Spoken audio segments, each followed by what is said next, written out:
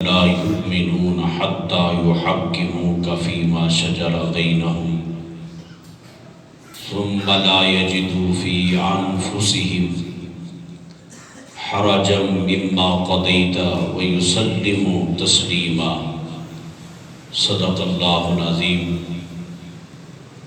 ببركة إن الله وملائكته يصلون على النبي يا أيها الذين آمنوا صلوا عليه وسلموا تسليما اللهم صل على سيدنا ومولانا محمد وأصحاب سيدنا ومولانا محمد وبارك وسلم الصلاة والسلام عليك يا سيدي يا رسول الله وعلى آلك وأصحابك يا حبيب الله الصلاة والسلام عليك يا شفيع المذنبين وعلى آلك وأصحابك يا خاتم النبيين الصلاة والسلام عليك يا سيدي يا رسول الله وعلى آلك وأصحابك يا محبوب رب العالمين یا صاحب الجمال و یا سید البشر من وجهك المنیر لقد نور القمر لا يمكن الثناء كما كان حقه بعد الخدا بزرگ تو ہی قصہ مختصر تمام تعریفیں اس وحدہ لا شریک کے لیے جس نے ہم سب کو اشرف المخلوقات انسان بنایا. درود و سلام احمد مجتبیٰ جناب محمد مصطفیٰ صلی اللہ علیہ وسلم کی ذات ببرکات پر کہ جن کے وسیلہ جلیلہ سے یہ کائنات عالم مارد وجود میں آئی. اللہ رب العزت کا بے حد شکر ہے اس پروردگار عالم نے ہم سب کو ایمان اور اسلام کی دولوں سے مالا مال فرمایا. اللہ رب العزت کی بارگاہ میں ہم سارے حضور کے وسیلہ سے دعا کرتے ہیں کہ اللہ رب العزت ہم سب کے ایمان کی سلامتی عطا فرمائے اور اسی ایمان اور اسلام پر شان کے ساتھ ہم سب کا خاتمہ نصیب فرمائے.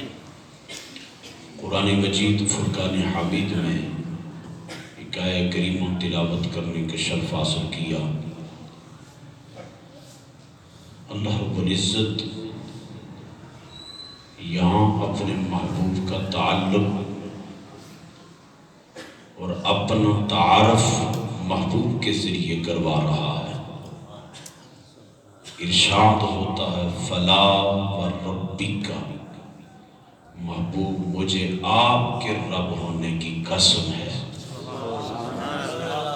ساری کائنات کا رب ہے لیکن اس نے یہ نہیں کہا کہ میں آسمانوں کا رب ہونے کی قسم، انسانوں کے رب ہونے کی قسم، کائنات کے رب ہونے کی قسم، زمین کے رب ہونے کی قسم. اس نے کسی کا تعارف نہیں کروایا اور نہ اپنا اظہار یہ کہہ کر کہا کہ میں فلان کا رب ہوں. میرا بھی وہی رب ہے، آپ کا بھی وہی رب ہے، لیکن نہ میرا ذکر ہے نہ آپ کا ذکر ہے. کہا محبوب کائنات ساری ایک طرف مجھے رب مانگتی ہے، تو تنہا جو رب مانگتا ہے وہ ایک طرف ہے.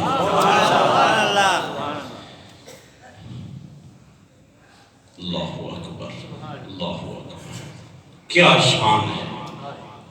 کہا محبوب ساری کائنات مجھے نہ مانے مجھے کوئی پرواہ نہیں ہے، میں تو تیرا رب ہوں. اس جملے کے اندر پاور دیکھو. اور اللہ رب العزت اللہ سب کو قرآن کا فیض نصیب فرمائے۔ کہا فلا وربک، محبوب تیرے رب ہونے کی قسم، لا یؤمنون حتی یحکموک، اس وقت تک کوئی مومن نہیں ہو سکتا جب تک جو فیصلہ تو کر لے اس کو قبول نہ کر لے۔ اس لیے کہ حاکمیت کا تاج اور ختم نبوت کا تاج اور رسالت کا تاج، حاکمیت کا تاج، سلطان دو جہاں، محبوب میں کسی اور کو نہیں مانتا، تجھے مانتا۔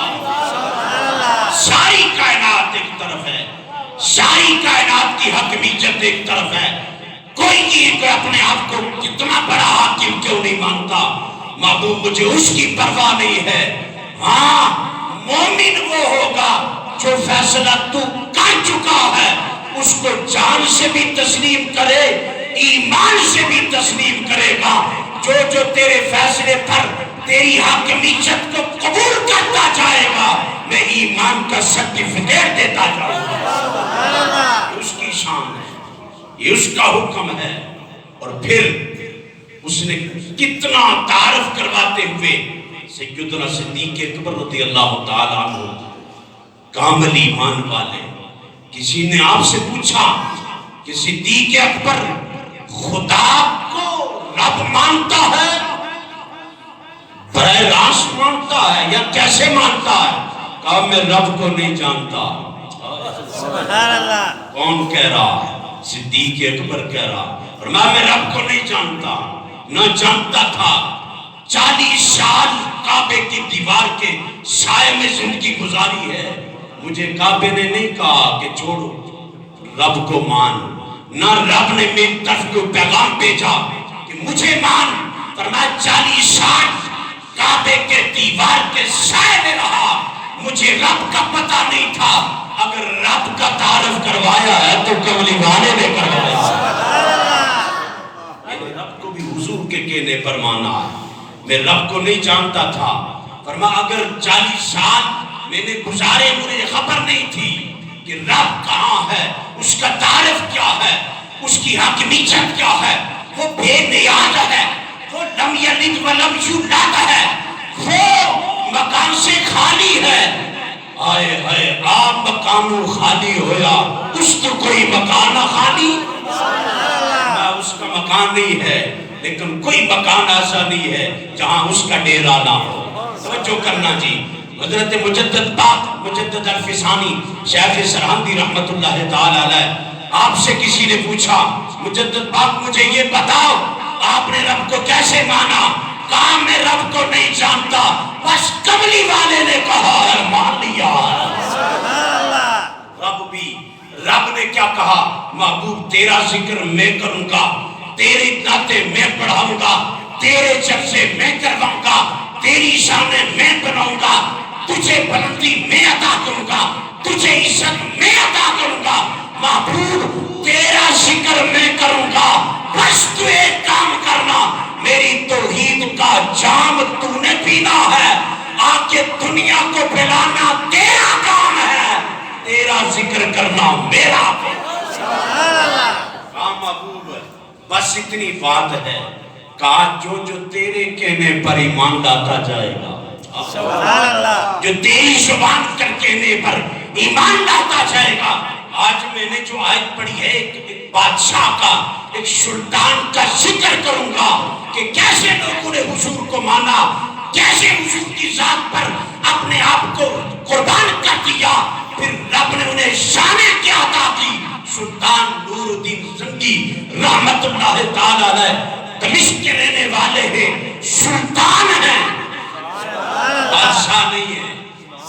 بادشاہ اسمبلی میں بیٹھ کر اپنی کیپشن چھپاتا ہے، سلطان اپنی اسمبلی میں نہیں بیٹھتا، وہ گھوڑے پر سوار ہو کر، جناب گھوڑے کی کاٹھی دے کر، ہاتھ میں تلوار لے کر نکل پڑتا ہے جہاں مسلمانوں کے خلاف ظلم ہوتا ہے۔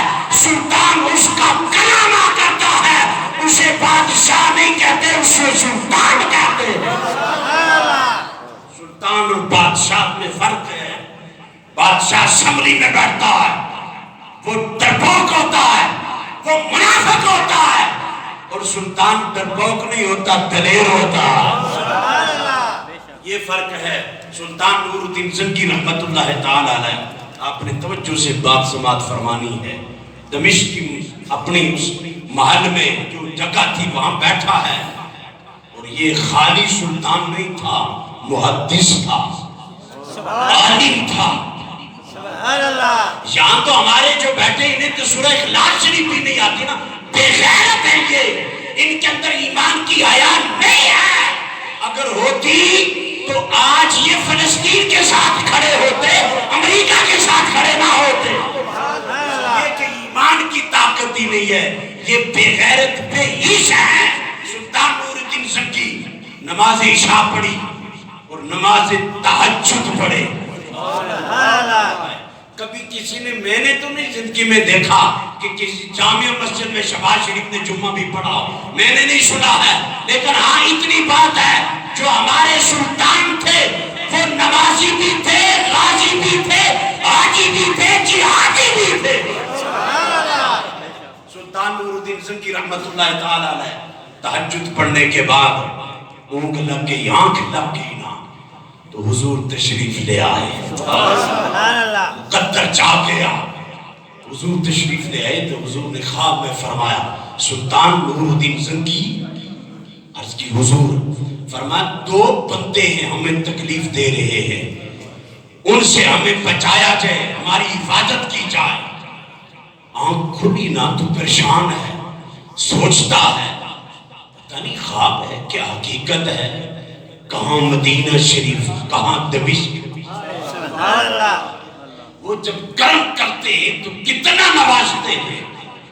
ایک دن پورا گزر گیا اسی خیال میں کہ خواب ہے، پھر دوسرے دن تہجد پڑھے نا، تہجد پڑھنے کے بعد تھوڑی دیر کے لیے ستانے کے لیے، آرام کے لیے دیکھتا ہے نا، یہ نشہ اتنا ہے، حضور پھر تشریف لے آئے، سرکار پھر خواب میں آئے تو حضور نے فرمایا سلطان نور الدین زنگی، ہمیں دو بندے تکلیف پہنچا رہے ہیں، ہمارے قریب پہنچ گئے، ان سے ہمیں بچایا جائے۔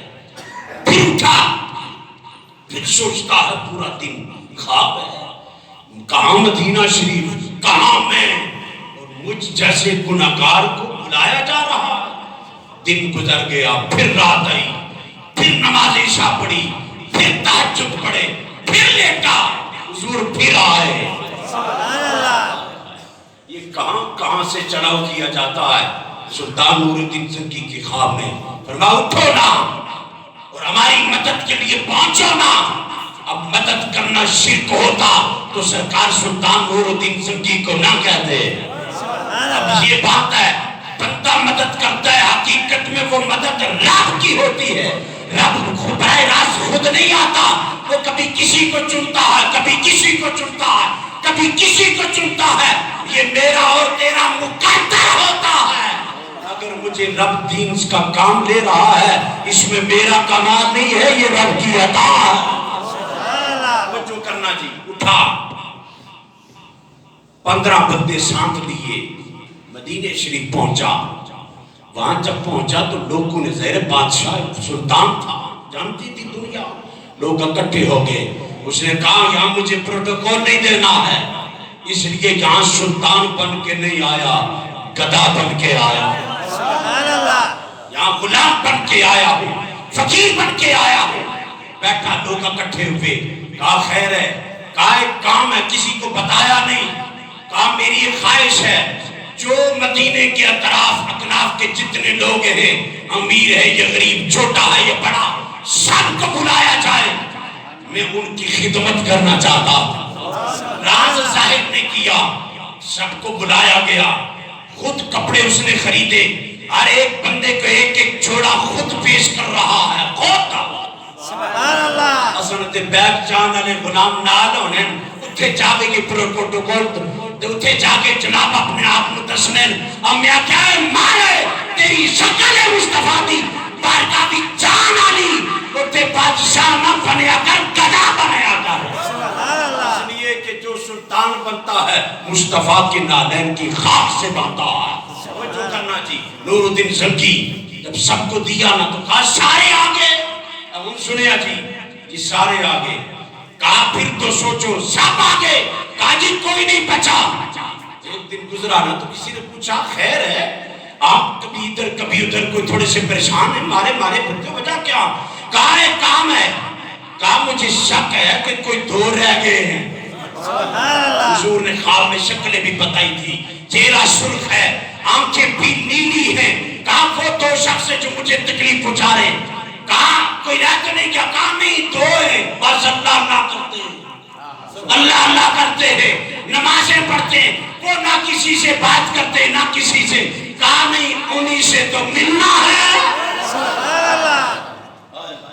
جب بلایا گیا ان کو سلطان نور الدین زنگی نے جب دیکھا نا شکل تو کہا یہ وہی ہے جس کے بارے میں حضور نے مجھے بلایا. کہا کہاں رہتے ہو؟ کہا تمہیں بلایا ہے کیوں نہیں ہے؟ انہوں نے کہا ہمیں کسی سے کوئی کام نہیں ہے ہمیں کسی کے تائف کی ضرورت نہیں ہے. کہا اچھا کہا رہتے کہاں ہو؟ کہا ادھر دور رہتے ہیں اور اللہ اللہ کرتے ہیں سرخ رومال اپنے سر پر رکھے ہوئے ہیں. کہا اللہ اللہ کرتے ہیں ہمیں دنیا سے کوئی غرض نہیں ہے. سلطان نور الدین زنگی بہت سیانہ تھا کہنے لگا جہاں رہتے ہو نا میں وہاں چلوں گا. سلطان نور الدین زنگی وہاں پہنچا. جب وہاں پہنچا نا تو جو غار بنی تھی جہاں رات کو رہتے تھے لوگوں کو بتاتے تھے ہم بڑی اللہ اللہ کرتے ہم بڑی رب کو مانتے ہم بڑی توحید کے پرچار کرتے. کہا جب اندر گیا نا سلطان نور الدین زنگی قالین اٹھائی نا تو نیچے سے غار جو کھدائی کر کے مدینہ شریف سرکار کی قبر کے پاس پہنچ چکے تھے.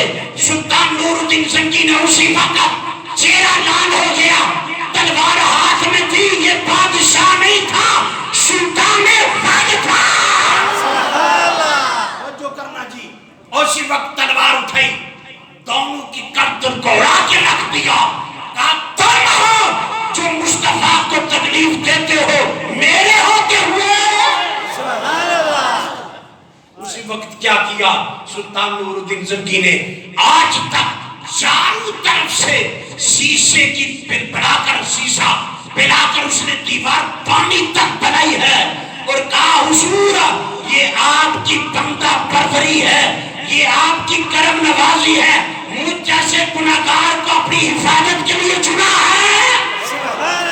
سلطان ایوب صلاح الدین ایوبی رحمت اللہ تعالی علیہ جس فلسطین پر آپ یہ اسرائیل قبضہ کر رہا ہے اور ظلم کر رہا ہے یہ جنگ نہیں ہے ظلم کر رہا ہے.